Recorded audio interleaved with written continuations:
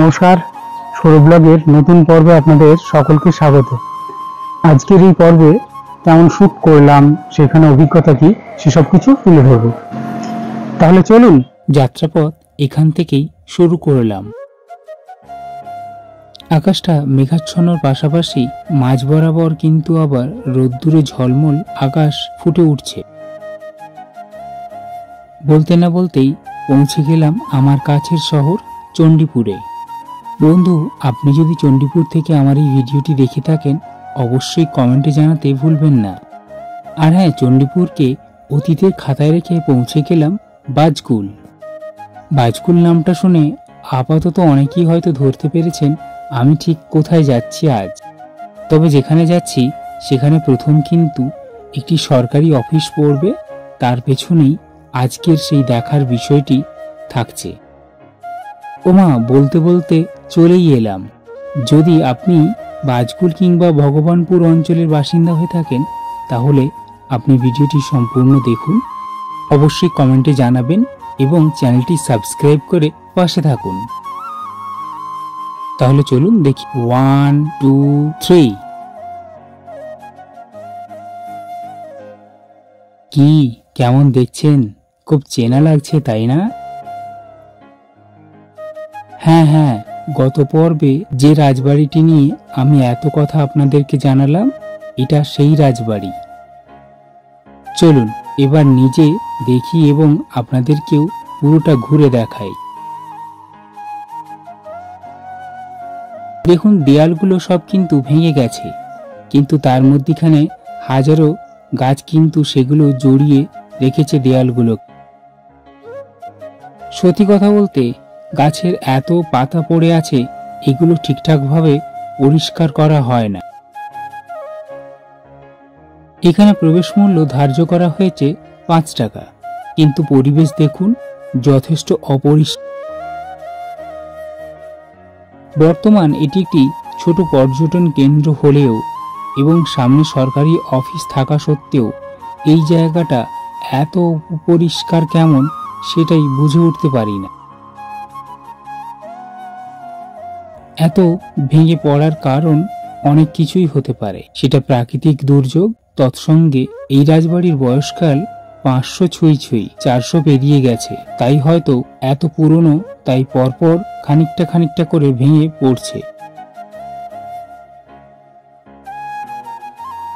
এখানের যে কালী মন্দির সেটা কিন্তু বর্তমান নেই, পুরো মাটিতে মিশে গেছে, কিন্তু এটা হলো রাধাকৃষ্ণজিউর মন্দির, এটাও সেই একই অবস্থা।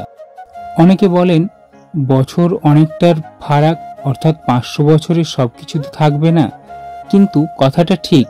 তবে আবার অনেক ক্ষেত্রে দেখা যায় 500 বছরের বেশি জায়গাগুলোতেও কিন্তু অনেক স্মৃতি জড়িয়ে থাকে, যা এখনো কিছু অক্ষত আছে। দেখুন গাছগুলো কত বড় বড়। সম্ভাব্য এটাই তখন ছিল সেটেলমেন্ট অফিস, যেই অফিসে কর্মরত ছিলেন কবি দ্বিজেন্দ্র লাল রায়। হ্যালো বন্ধুরা, এখন একটু খেতে বসেছি। তবে আজকের মেনুতে বেশি কিছু কিন্তু নেই, সাদা ভাত, লেবু, আলু ভাজা আর চিকেন। খানিকটা মেঘলা থাকার কারণেই আজকে এই অল্প কিছু দিয়ে খাওয়ার কাজটা মিটিয়ে নিতে হবে, কারণ পরবর্তী ভিডিও শুট আছে। আলু ভাজাটা খানিকটা ঠান্ডা হয়ে গেছে বলে খুব একটা ভালো না লাগলেও খেতে বাধ্য হয়েছি। এরপর ভাতে লেবু চিপে খানিকটা চিকেন নিয়ে খাওয়া শুরু করলাম। খাওয়া শেষে বাকি কথা হবে। রাজবাড়ির এই সামনের বড় খেলার মাঠটিতে ছেলেমেয়েরা খেলাধুলো করে, আর ওই যে বসার ওই দোলনিগুলোতে সব পর্যটকরা এসে এখানে সময় কাটায়। রাজবাড়ির সমগ্র অংশটাই কিন্তু বন জঙ্গলে ঘেরা। চলুন এবার দেখাই কি করে এই রাজবাড়িতে আসবেন। এই হলো বাজকুল রেল স্টেশন।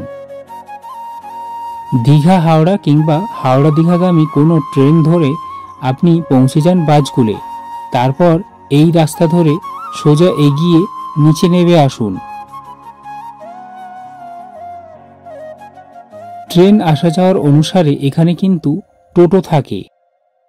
টোটো চেপে কিছুটা পথ এগোলেই পড়বে রাজবাড়ি।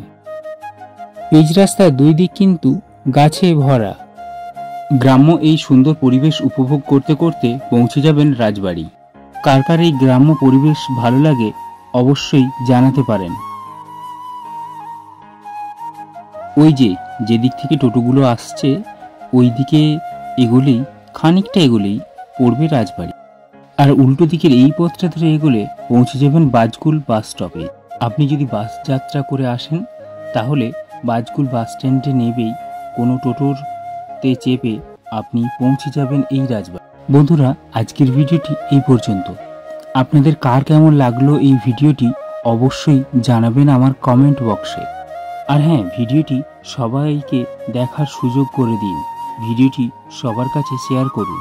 সবাই সুস্থ থাকুন এবং ভালো থাকুন। এখন সবাইকে টাটা।